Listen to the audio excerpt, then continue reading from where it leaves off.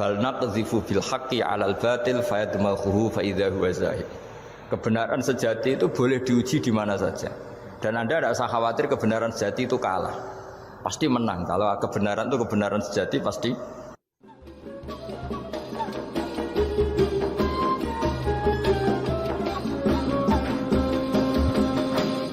Di antara kearifan buyut-buyut kami, leluhur kami, itu kalau cerita itu enggak apa-apa kamu mondok di Mekah di sana tapi bawa pohon yang hidup di Indonesia.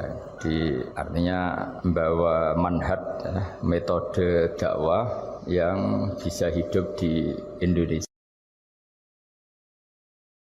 Wa ma arsalna min rasulin illa bilisani qaumi. Semua rasul diutus itu pasti sesuai kultur kaumnya. Saya punya sedikit cerita tentang kultur. Kultur itu nilai yang disepakati masyarakat, meskipun persepsi itu salah.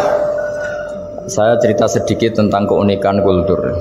Nabi Yunus itu nabi. Di mana-mana nabi itu mengajak ke tauhid, ajaran yang benar ini. Dan dulu Nabi itu nggak punya polisi, nggak punya densus, jadi nggak bisa Nabi nyuruh yang nggak setuju tangkap, itu nggak bisa.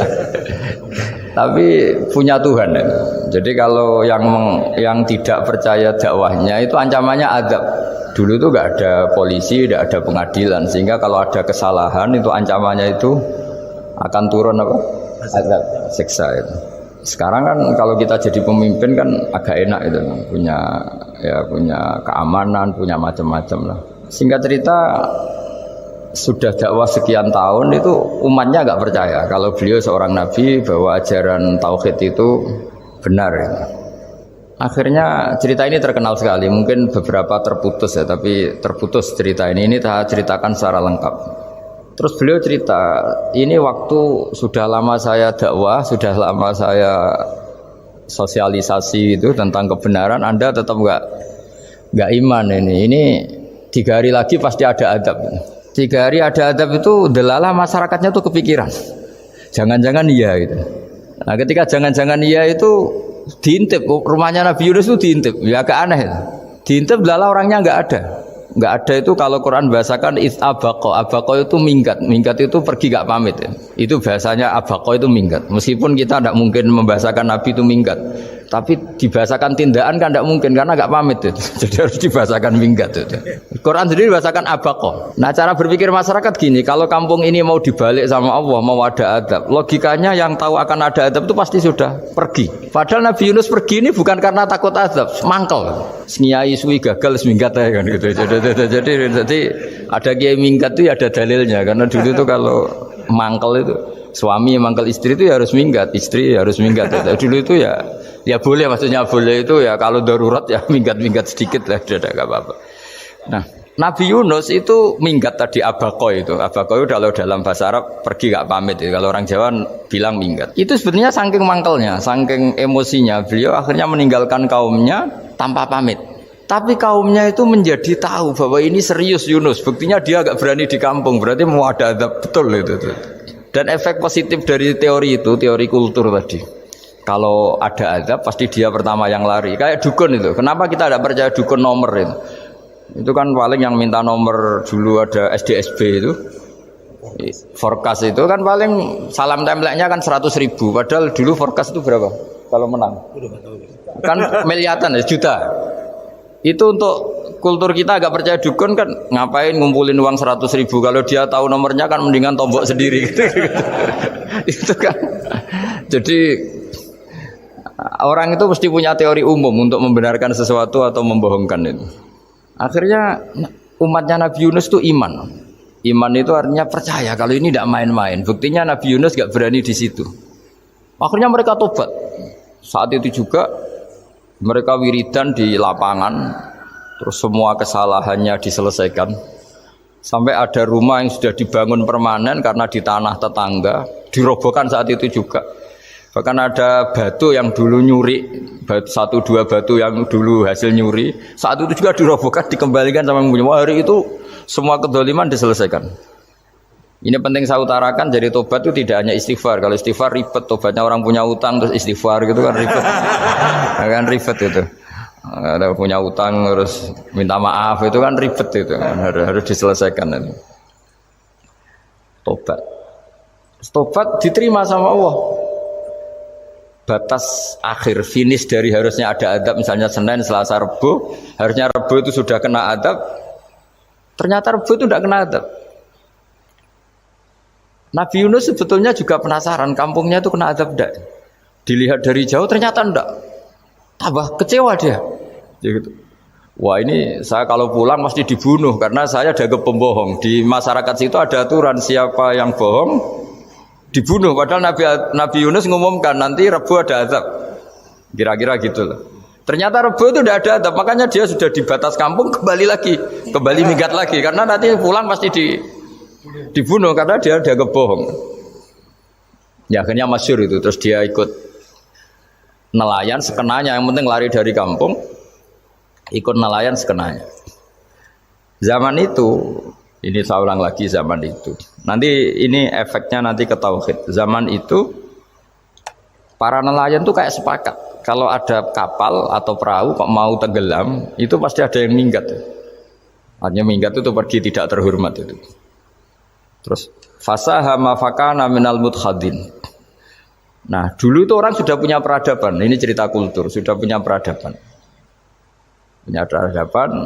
Ya sekarang gini, kalau nyemplungkan salah satu kan tidak adil diundi. Ternyata yang keluar dia Nabi Yunus. Terus mereka tahu ini orang nggak pantas dikorbankan karena Nabi di mana-mana itu ganteng. Memang Allah itu punya sunnah unik. Nabi itu harus paling ganteng di kampungnya. Nasabnya juga harus paling baik. Kabar-kabarnya juga istrinya harus paling cantik. Itu memang aturannya gitu. Nggak tahu saya. Dulu saya juga janggal, kenapa Nabi aturannya harus gitu? Tak angen-angen di pemimpin LU izin itu, maksudnya misalnya pemimpin dia pasak keriting itu kan piye gitu rasanya itu. Jadi Nabi itu pasti itu paling ganteng di kampungnya, terus dari nasab ya terbaik, terus rata-rata istrinya itu ya selain solihah itu ya paling cantik. Karena ya dibully kan, sawar tidak jadi nabi, nak bujune elek kan ya ribet kalau misalnya ada yang bully gitu kan juga ribet. Singkat cerita terus dia akhirnya ditenggelamkan, dibuang karena beliau seorang nabi, faltaqamahul khut, beliau ditelan ya. Iltiqam itu tidak digigit, ditelan ya. Karena ditelan beliau tidak ngalami dikunyah, ditelan. Iltiqam itu ditelan. Karena beliau seorang nabi di dalam batnil khut itu di perut itu dia wiridan dan barokahnya wiridan itu perut ikan ini menjadi masjid. Dia nyaman di situ nyaman karena terus ngalami karomah lah. Andikan wali itu ngalamin karomah. Nah kesimpulan dari cerita ini itu apa? Masyarakat itu akan selalu dengan kulturnya sendiri. Para nabi juga punya kultur sendiri. Dan Allah yang ngelola itu semua. Saya ulang lagi, Allah yang ngelola itu semua. Makanya terus dua kultur ini kalau Allah menghendaki itu gampang sekali. Akhirnya yang terjadi apa? Nabi Yunus jadi kasih sanksi Allah karena pergi tidak pamit. Masyarakatnya justru enggak karena tobat. Dan tobatnya masyarakatnya ini karena kekeliruan Nabi Yunus. Keliru dengan makna bukan dosa. Andai kan Nabi Yunus saat itu kok di rumah ingin menyaksikan azab, itu masyarakat mesti gak percaya kan ada azab. Mau ada azab kok dia di rumah gitu. Jadi unik Allah cara ngelola masyarakat itu unik. Nah, dari keunikan cara Allah ini kemudian lahirlah ilmu yang bernama ilmu tauhid, ilmu tawakal, ilmu pasrah nang pangeran itu. Karena kemarin pas Pak Yusuf sama Bu Sulis sowan saya itu tak beri cerita. Agama itu milik Allah. Jika teori yang dikatakan manusia itu ya teori saja, tetap semua itu di tangan Allah. Ya saya saat itu cerita, misalnya saya ditanya, ini besi, materi besi dengan kaca itu kuat mana? Mesti kita menjawab kuat besi. Tapi saya yang mengendalikan besi dan kaca. Ternyata saya punya merencanakan menghancurkan besi, menetapkan kaca ini tak simpan, akhirnya puluhan tahun. Yang ini saya rencanakan saya hancurkan itu. Andai kan si yang menjawab tadi tahu rencana saya, mesti kuat bilang kuat kaca. Gitu. Makanya contoh paling gampang tadi. Dinosaurus itu hewan paling kuat, malah musnah itu. Pitik yang nggak kuat sampai sekarang. Karena Allah bikin dinosaurus itu punya rencana dihancurkan itu. Sementara ayam enggak lah, gue rame-rame dunia gitu. Sehingga ya sudah. Nah, agama itu seperti itu. Agama itu sesuai rencana Tuhan. Sehingga ini cerita Nabi. Sehingga Nabi itu kadang nggak tahu bedanya antara sesuatu yang punya data, punya perangkat-perangkat untuk menuju A misalnya, itu nggak tahu bedanya. Jadi kalau Nabi ditanya misalnya gini, onta itu lahir dari betinanya, dari indukannya bisa, ya bisa. Lahir dari batu, jawabnya ya bisa. Kalau dia seorang Nabi pasti jawab bisa. Kalau Nabi loh ya, bukan direktur mandiri, Nabi, itu pasti jawabnya bisa. Jadi kalau Nabi ditanya, mata air itu keluar dari bumi kedalaman 7 meter, bisa. Keluar dari sini, dari meja, jawabannya ya bisa. Karena Nabi itu saking dekatnya Allah, tahu betul bahwa perangkat di dunia ini tidak bisa mendikte Allah. Semua itu kehendak Allah. Logika yang terbangun Nabi itu sebenarnya gampang ya. Kalau kita teliti itu, makanya gampang itu sesuatu yang benar itu pasti bisa dijelaskan secara gampang. Nah ini ngaji tauhid biar tidak terlalu berteori terus. Karena kalau saya cerita uang pinter jenengan. Dan saya tidak ingin pinter tentang uang. Tak beri contoh. Tidak ini supaya nanti kalau sampean suatu saat meninggal ketemu Mungkar Nakir itu tahu cara menghadapi. Nanti tak warai tekniknya. Tak warai tekniknya. Bocorannya tadi. Makanya ada cerita agama ini baik sekali. Orang bocorkan ujian nasional itu kriminal, bisa ditangkap Pak Rosidi. Tapi agama ini pertanyaan Mungkar Nakir dibocorkan semua kiai, itu nggak ditangkap sama Mungkar Nakir. Harusnya kan rugi karena ini pertanyaan, tapi semua kiai kan sudah membocorkan. Nanti pertanyaannya di kuburan itu man rabbuka, Tuhanmu siapa, agamamu apa? Itu kan sudah dibocorkan, tapi itu nggak dianggap kriminal.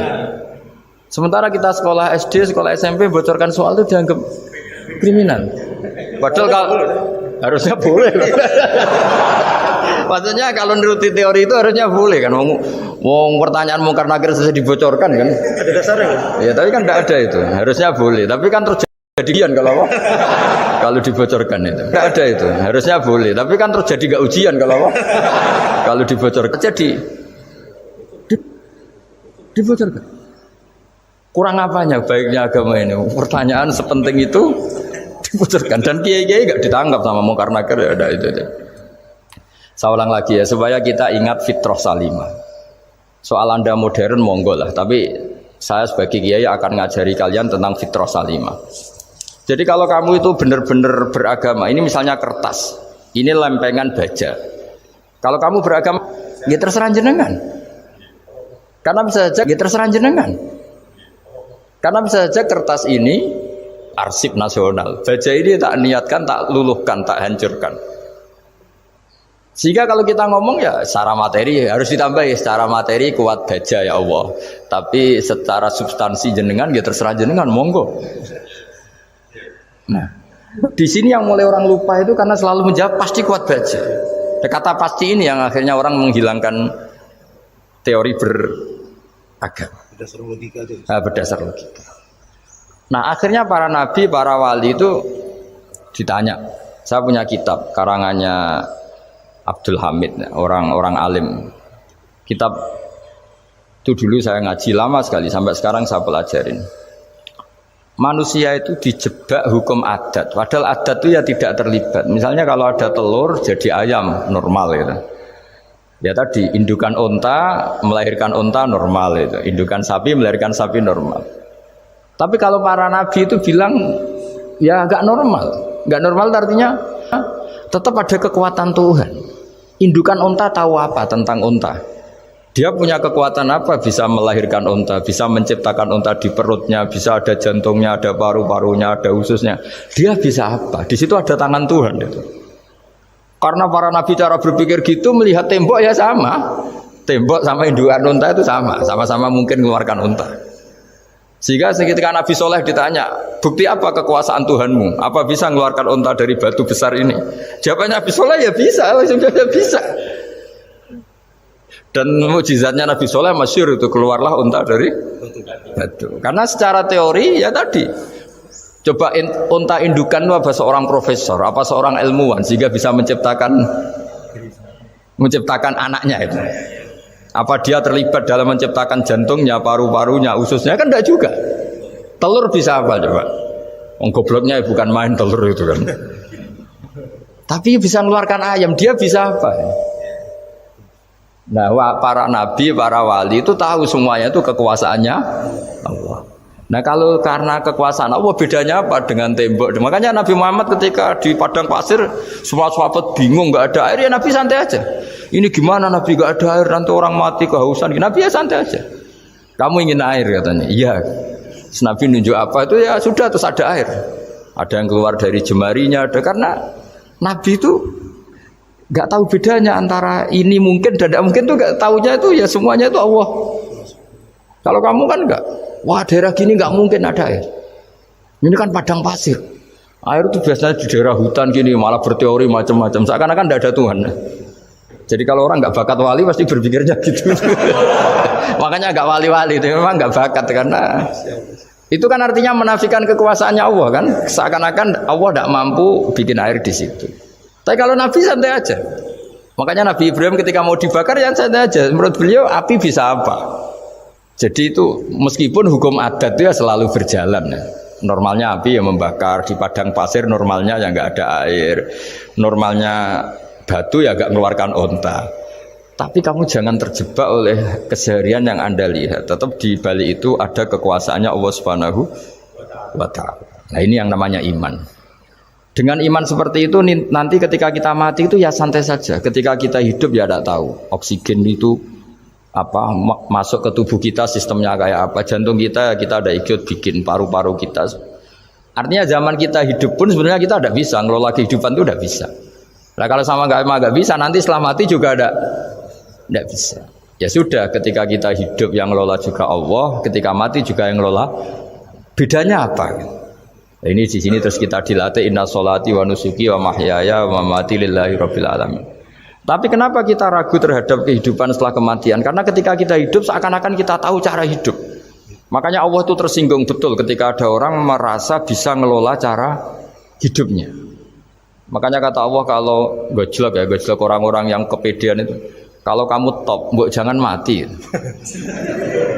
Itu falaula in kuntum ghaira madinin tarji'unaha in kuntum shadiqin. Kalau kamu merasa top itu jangan mati. Di mana-mana mati itu tidak top. Falaula idza balaghatil khulqum wa antum khina idzin tanzurun. Mbok ketika nyawa kamu sudah sampai kerongkongan, kamu tarik lagi supaya kamu tidak mati. Mati itu tidak top. Katanya kamu top kok mati. Jangan mati. Kalau top itu jangan mati, jangan miskin, jangan tua, jangan jadi jelek. Pokoknya top terus gitu. Itu digojlok sama Allah. Tapi orang itu lupa bahwa nah ketika sehat begini kita seakan-akan ngelola kehidupan. Nah gara-gara merasa ngelola seakan-akan kalau mati lalu saya gimana ya kalau mati? Di kuburan ngapain ya? Terus kantornya gimana, kerjanya di mana? Ya udah usah begitu. Nah ini di sini pentingnya tauhid. Orang dilatih berpikir al-khalqul awal. Afa'ayina bil khalqil awal. Kalau dalam bahasa Yasin disebut kul yuhihal ladzi ansha'aha awwala marrah. Jadi agama itu orang dilatih membayangkan pertama hubungan kita dengan Allah. Misalnya manusia pertama itu siapa? Adam. Adam bisa berpikir, bisa berlogika, bisa jalan-jalan, bisa macam-macam. Tapi andaikan Anda jadi Nabi Adam, mesti melihat kekuasaannya Allah itu begitu nyata karena saya materinya dari tanah, ternyata saya bisa berpikir. Betapa kudrohnya Allah, kekuasaan Allah, tanah yang benda mati bisa berpikir. Sekarang jadi saya. Sehingga ketemu, kira-kira Nabi Adam kalau ketemu tanah itu ya, kalau mau maksiat, wah ini tanah ini pasti komplain. Nah di sini pentingnya beragama. Sehingga ketika Rasulullah ngendikan, jika kamu memperbanyak sholat, maka tanah-tanah ini bersaksi terhadap sholat kamu. Jika kamu maksiat, juga tanah-tanah ini menjadi saksi pemberat. Itu kamu tidak jagal sama sekali karena manusia pertama yang bernama Adam yang bisa berpikir itu materinya dari tanah. Jika kita tidak janggal ketika tanah disetatuskan bisa bersaksi. Tapi setelah kamu berpikir tanah itu bisa dicangkul, bisa dijadikan berhala, dijadikan kendi, dijadikan macam. Seakan-akan tanah itu ya benda yang tidak penting. Tapi Nabi itu beda dengan kalian. Nabi tahu betul tanah ini makhluk Allah yang bisa berpikir. Sehingga Nabi yang ngendikan kalau kamu sholat sunat atau beribadah sebaiknya jangan di tempat yang sama, biar yang menyaksikan kamu sholat itu banyak. Kita mungkin kan masa bumi bisa bersaksi, tapi andaikan Anda Nabi Adam itu tidak akan janggal seperti itu, karena dia tahu materinya dari tanah dan ternyata jadi mata yang bisa melihat, jadi telinga yang bisa mendengar. Makanya Allah selalu mengingatkan, ingatlah al-khalqil awal, afayina bil khalqil awal. Karena khalqil awal ini yang menjadikan fitrah beragama yang baik. Sehingga ketika orang Yahudi bilang nggak mungkin Nabi Isa itu nggak anak zina, wong ibu kok tanpa bapak, anak kok hanya ada ibu tanpa bapak. Allah cara menjawab, inna masalah Isa intawoy kamasali Adam. Jika kamu protes ada Isa karena tanpa bapak, ya protes dengan Nabi Adam, tanpa ibu tanpa bapak. Nah ini diingatkan al-khalqil awal. Makanya Yasin bilang kul yuhyihalladzi ansa'aha awalamar. Awalamar itu kamu harus berpikir ketika hubungan kamu sendiri dengan Allah zaman sebelum ada semua. Jadi misalnya alam raya ini, bumi sebesar ini, masa suatu saat terus hilang, hancur, nggak berbekas. Ingat saja, bumi ini mulai dulu ya nggak ada. Diadakan oleh kekuatan besar yang super ada, yaitu Allah Subhanahu wa taala. Nah di sini kenapa faham-faham ateis itu hilang di dunia. Meskipun ada itu karena saking mungkin kurang peradaban. Makanya guru-guru kita mulai zaman Nabi Adam sampai sekarang itu cara berpikir sederhana. Bumi ini kadung ada. Di mana-mana sesuatu yang ada pasti disebabkan yang lebih ada. Kan nggak mungkin bumi yang ada kemudian penciptanya itu udah ada. Itu kan ngajak goblok bareng gitu kira-kira gitu. Sok sesuatu yang ada disebabkan oleh sesuatu yang tiada.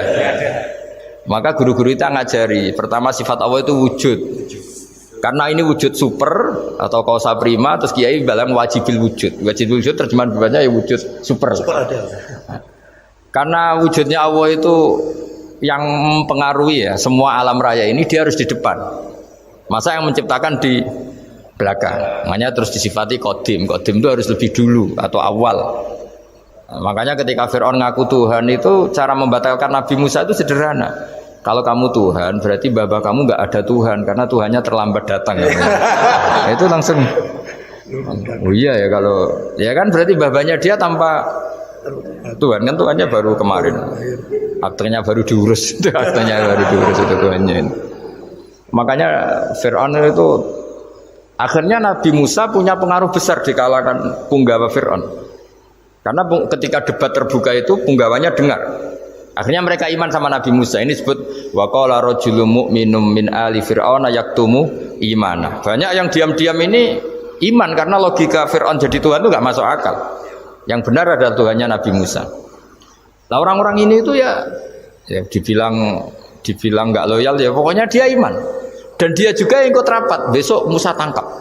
Karena mereka sudah iman sama Musa terus sebelum eksekusi itu datang, ini datang ke Musa. Tadi malam saya ikut rapat, keputusannya Anda ditangkap mau dibunuh, jangan lari saja dulu kan. Jadi kan nggak bisa disebut pengkhianatan, kan ini orang baik.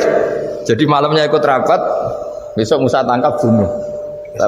Iya Nabi Musa paginya sebelum di itu, Musa saya nanti malam ikut rapat dan keputusannya Anda ditangkap dibunuh, kamu lari saja sekarang. Nah kenapa iman? Karena logika yang dibangun Nabi Musa. Makanya ciri utama kebenaran itu bal naqdhifu bil haqqi 'alal batil fayadmaghuhu fa idza huwa zahid. Kebenaran sejati itu boleh diuji di mana saja. Dan Anda tidak usah khawatir kebenaran sejati itu kalah. Pasti menang. Kalau kebenaran itu kebenaran sejati pasti menang. Nah, di sini terus ada ulama-ulama kayak banyak lah termasuk di Indonesia kayak Pak Quraisy kayak yang nyaman saja anak-anaknya di luar negeri karena merasa kebenaran sejati itu tidak akan kalah. Sehingga ketika ada negara yang begitu maju, saya pernah ditanya sama orang yang kuliah di Inggris, di Swiss, Gus, saya ini kan orang Indonesia, tapi pengagum negara Swiss, Swedia, negara di sana itu makmur, tertib. Bagaimana saya tetap mencintai Islam, yang secara lahir itu, kadang-kadang beberapa negara Islam itu kacau. Ada seorang mahasiswa tanya gitu, dia tanya, cara ingat Allah, dia membela Islam kira-kira gitu. Terus saya berita, tak kasih tahu dia. Ketika Anda muji negara-negara itu makmur, sejahtera, itu sebetulnya tetap utang jasa terbesar itu sama Tuhan. Pejabat bisa apa ketika Allah misalnya nggak bikin air? Negara bisa apa misalnya ketika Allah itu nggak bikin oksigen? Tetap semua ketertiban itu karena kehendak Allah. Berarti utang jasa kamu di negara manapun tetap sama Allah, bukan pada yang lain. Bahwa ada hukum sosial manusia, oke lah, kedua, ketiga, dia harus terima kasih. Hanya dia sadar. Nah masalahnya kita ketika di negara yang makmur gitu, pikiran kita oh, presidennya hebat, menterinya hebat, tata sosialnya hebat. Oke, nggak apa-apa, muji manusia itu nggak apa-apa. Tapi tetap itu semua di bawah muji Allah Subhanahu wa Ta'ala. Ada air begini ciptaan Allah, ada oksigen sehat ciptaannya Allah. Sehingga muji pertama itu kepada apa artinya kehebatan manusia ketika ada gempa besar, ada likuifaksi, ada macam-macam. Nah maksud saya ngaji di sini ingat Allah itu dengan cara seperti itu. Sehingga ketika kita hidup di negara manapun ya utang jasa pertama pikiran kita sama Allah Subhanahu wa Ta'ala. Tapi kalau enggak, kamu terjebak hukum adat tadi. Di mana-mana ayam itu yang mengeluarkan telur, telur mengeluarkan ayam. Enggak bisa bantu batu ini mengeluarkan ayam. Keliru kamu. Ketika ayam mengeluarkan telur, memangnya ayam itu bisa. Apa dia berpikir sekolah dulu gimana ya cara punya telur? Kan ya enggak juga. Tidak bergerak juga. Apa ketika mata kamu bisa melihat terus kamu merencanakan gimana ya mata supaya bisa melihat? Ya tahu-tahu sudah melihat. Nah, di sini disebut afa'ayina bil khalqil awwal ansha'aha awwalan marrah wa huwa alladzi yabda'ul khalqa tsumma yu'iduhu wa huwa ahwanu alaih. Allah selalu mengingatkan. Nah, iman yang baik itu iman yang seperti saya utarakan tadi. Kamu ingat kekuasaan Allah ketika belum ada apa-apa. Belum ada apa-apa ya Allah bikin manusia itu dari tanah, bikin ayam ya dari tanah, bikin sapi ya dari tanah. Bahkan semuanya dari ketiadaan. Nah, dengan iman seperti itu, nanti kalau kamu ngaji hadis, Nabi bisa mengeluarkan air dari apa? Dari jemarinya. Terus Nabi Ibrahim dibakar gak apa-apa. Nabi Soleh bisa mengeluarkan unta dari batu besar. Nabi Musa bisa menyibak laut hanya dengan tongkatnya. Itu semuanya kamu tidak jangka. Karena tadi ingat bahwa kekuasaan Allah itu tidak terbatas. Itu cara iman yang benar. Sehingga nanti ketika kita mati juga gitu. Ketika kita hidup ya tidak bisa ngatur jantung kita, paru-paru kita. Pasti sama lah. Setelah kita mati juga tidak bisa ngatur. Yang hanya ngatur Allah Subhanahu wa Ta'ala. Hidup kita dalam kendali Allah, mati kita dalam kendali Allah. Ya sudah, terus kita mati ya nyaman saja. Saking nyamannya itu orang-orang soleh kalau mati itu jarang berdoa. Bukan karena apa-apa. Kalau berdoa itu resikonya kan gini, mustajab ndak ya, dikabulkan ndak itu. Itu menjadikan setan punya peluang masuk diganggu. Makanya ajarannya Nabi, mangkana akhiru kalamihi la ilaha illallah wa fi riwayatin Allah dakhalal jannah. Jadi kalau mau mati bersaksi saja. Sudah ini enggak saatnya berdoa, saatnya bersaksi. Makanya hanya disuruh bilang Allah, Allah, Allah. Dan supaya ini menjadi akhir kalimat. Sehingga nanti keren lah. Ketika ketemu Allah, apa akhir kalimat kamu yang kamu lafadzkan Allah, Allah. Jika di kitab-kitab diterangkan, ketika orang tua kamu mau mati sudah bilang Allah, jangan tanya catatan hutang di mana ya, tabungannya di mana ya. Terakhir jawab mandiri terus mati lah. Gak boleh ditanya lagi. Sekali ditanya nanti akhir kalimatnya mandiri. Nah, itu nggak boleh. Jadi sekali sudah bilang Allah jangan ditanya lagi. Pak tabungannya di bank mana, nggak boleh. Bahayanya sekali jawab mandiri terus mati berarti akhir kalimatnya itu ya mandiri. Makanya harus akhir. Jangan nanti statusnya itu mangkana akhiru kalami, memang akhir dari yang dikatakan itu kata Allah. Nah sebetulnya teks hadis itu la ilaha illallah. Ini pinternya Kiai Jawa. Lagi-lagi kembali ke kultur. Kiai Jawa itu kiai yang bisa modifikasi kultur. Sebetulnya kalimat hadis itu yang masyhur, itu yang populer itu la ilaha illallah. Tapi Kiai Jawa itu dan itu ngikuti kitab-kitab Arab juga, kitab-kitab. La ilaha illallah itu resikonya tinggi karena di situ kan tiada Tuhan yang berhak disembah kecuali Allah. Ada kata la ilaha ini. Nah takutnya pas la ilaha sudah mati. Nah karena itu ada resiko la ilaha gak khatam, berarti tiada Tuhan. Nah, sehingga karena ini dianggap riskan, ya terus Kiai Jawa ngajari sudah lah, gak usah kepanjangan ya sudah Allah, Allah. Jadi itu sudah agak-agak rekayasa lah, agak-agak istihad gitu. Maksudnya itu sebenarnya teks panduannya itu la ilaha illallah. Teks panduannya. Tapi kiai-kiai itu tentu yang paling tahu tentang kehendak Nabi karena nekuni ilmu itu lama sekali. Kita ngikuti cara-cara ditentukan para kiai. Karena tadi la ilaha illallah itu kan ada kalimat yang tadi ya, tiada Tuhan kan. Nah, kata tiada Tuhan ini yang dianggap riskan kalau nggak hatam. Daripada potensi itu kiai-kiai ya agak-agak improvisasi lah, itu memang ya sudahlah Allah Allah Allah. Nah, supaya itu menjadi akhir kalimat, ya saya ulang lagi, menjadi apa? Akhir kalimat. Setelah itu kata kitab-kitab jangan tanya hal lain. Ya, sekali ditanya nanti dia akan ngelafatkan hal lain itu. Ya tadi misalnya tabungannya di mana gitu kan. Misalnya sini. Nah, yang ribet kalau wong kuno itu neng laci, neng sorogan. Berarti kalimat terakhirnya ya laci sorogan itu. Nah, sehingga terus itu pinternya guru-guru kita. Jadi saya ulang lagi ini yang terakhir saya pesen, latihlah iman seperti imannya para ulama, para aulia, syukur-syukur yang dekati imannya para nabi. Itu cara berpikir itu al-khalqul awal. Afa'ayina bil khalqil awal. Qul yuhyihal ladzi ansaha awal. Nah, yang terakhir saya pernah ditanya, ya agak gojekan, agak guyon, tapi saya ditanya. Saya itu nggak bisa melihat, Gus. Aneh orang Afrika itu. Kan misalnya ada Miss Afrika itu. Di sana itu orang paling cantik. Malah kadang itu ada kriminal gitu, karena orang Afrika merkosa Miss Afrika. Itu kata orang Indonesia, Gus, dikekno aku ora doyan gitu. Itu kan. Itu lah ini kan secara syariat, mungkin lelaki itu punya rasa dengan perempuan itu ya kalau berpakaian serono atau gimana secara teori. Tapi sebetulnya oke itu benar. Tapi sebetulnya ada ansa'aha awala bar. Orang Indonesia itu didesain nggak suka orang Afrika. Orang Afrika ya didesain nggak suka orang Indonesia. Sehingga orang-orang Afrika kalau melihat orang Indonesia yang cantik mungkin ya iskal. Wong cempeh kayak gampang gitu kok cantik. Mungkin perasaannya cowok-cowok Afrika ya gitu. Itu cantiknya di mana? Orang Indonesia kebalik kan? Kalau cowok-cowok Indonesia ngelihat Miss Afrika itu cantiknya itu nangdi gitu. Kok sampai ada pemerkosaan tuh apa itu? Nah itu menunjukkan Allah yang Maha Kuasa. Allah itu mendesain gennya orang sana. Beda dengan kita. Ya itu bukti bahwa Allah itu nggak bisa. Ya sudah semuanya itu Allah yang mendesain. Itu bukti bahwa manusia itu bisa apa di depan kita. Orang kayak Afrika kok disuruh bilang cantik, kita kan protes. Cantiknya di mana? Mungkin orang sana juga protes ke kita. Orang Jawa cempeh itu kok cantiknya dia. Itu orang-orang Indonesia kalau ngelihat bule cantik itu kan kalau temukan janggal. Orang-orang Jogja, bule wayune nang ndi gitu. Kulite gitu kan sama mereka juga bilang kita mungkin seperti itu. Itu namanya didesain ansa'aha awal apa?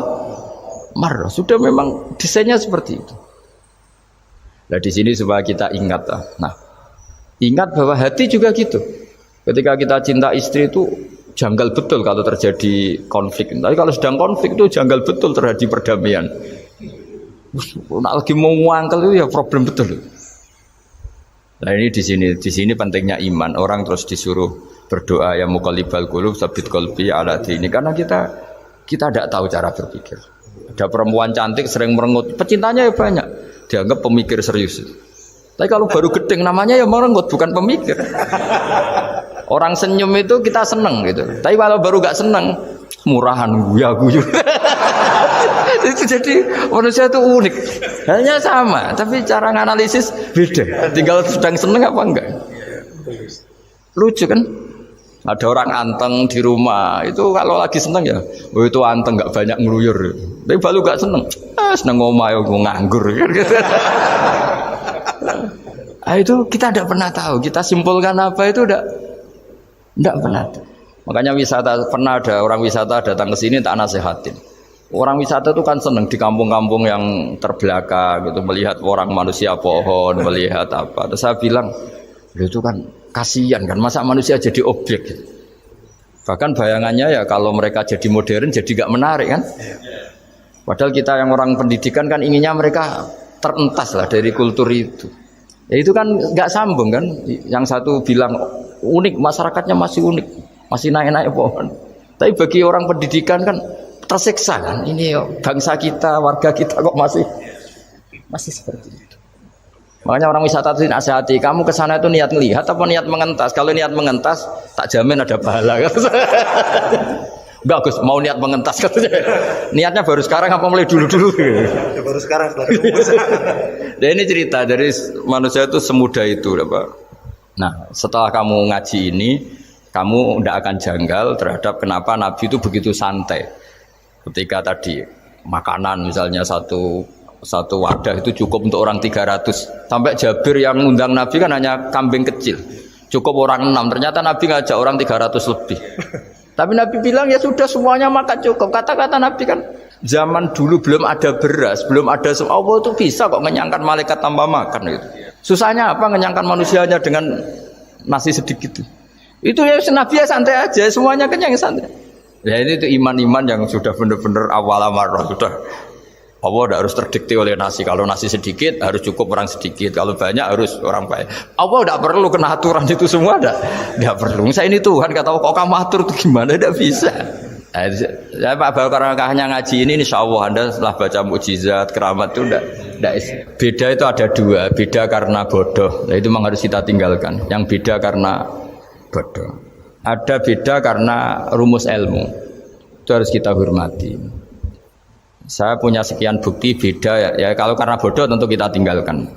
Tapi kalau karena rumus ilmu yang beda, misalnya gini, saya kiai yang lama di kota, saya akan lama kerja di Jogja. Mungkin perasaannya orang kota itu kalau ketemu tetangga, misalnya saya kiai, udahlah kalau ketemu tetangga itu nggak usah tanya. Ya kalau ketemu biasa aja, nggak usah tanya, nggak usah ramah, biasa aja. Itu mungkin bagus nasihat itu di kota, karena kalau di kota itu ketemu tonggo takok badhe tempundi mau kemana itu ganggu privasi. Sehingga bagian dari kebaikan baik sama tetangga ya jangan tanya karena itu ganggu apa? Privasi. Tapi kalau di kampung dianggap sombong kan nggak tanya. Nah hal-hal seperti ini itu perbedaan karena ilmu. Memang di kota kulturnya seperti itu, di kampung seperti ini. Nah itu bukan perbedaan karena kondisi muqtadul hal. Memang kondisinya berbeda. Ya kondisinya apa? Berbeda. Misalnya saya sebagai kiai kan bayangkan kiai itu suka lah ngaji ibadah itu. Terus kamu karena orang kota sukanya pizza terus Gus sini Gus ayo naik makan pizza bareng kan saya malah terganggu.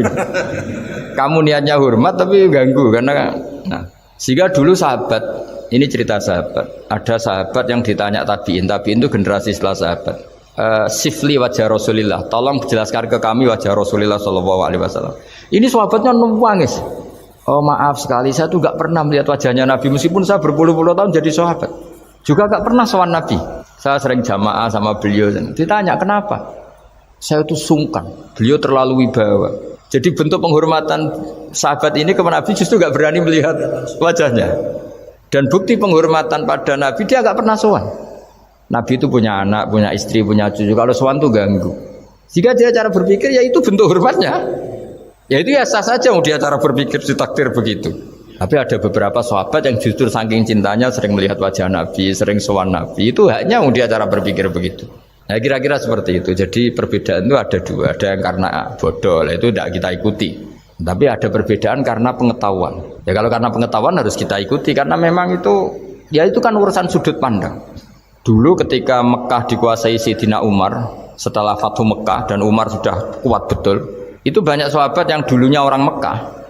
Itu sama Umar disuratin, cobalah kembali ke Mekah. Di Mekah itu kamu sholat di Masjid Haram sebagaimana 1000 sholat. Sekarang Mekah aman milik kamu, silahkan kembali ke Mekah. Tapi jawabnya sahabat itu nggak mau. Paling di Mekah hanya dapat pahala 1000 sholat. Tapi kalau mengislamkan orang di daerah-daerah pedalaman itu dakbul ambiya. Ciri khas Nabi itu yang membenarkan orang itu, bukan di satu tempat. Terus sampai nambahin surat ini wa alam anal ardo lam tuqaddis ahad dan bumi itu tidak bisa loh mensucikan orang. Abu Lahab itu orang Mekah, Abu Jahal orang Mekah, tapi tetap begitu.